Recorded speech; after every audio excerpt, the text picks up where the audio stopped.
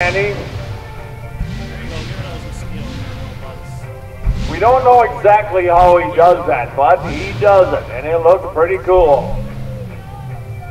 JCB from Green Bay, one of our sponsors here tonight, with the world's fastest. This is version number 3, we understand. They built 2 before. The first one was built in England, the second one built in the States.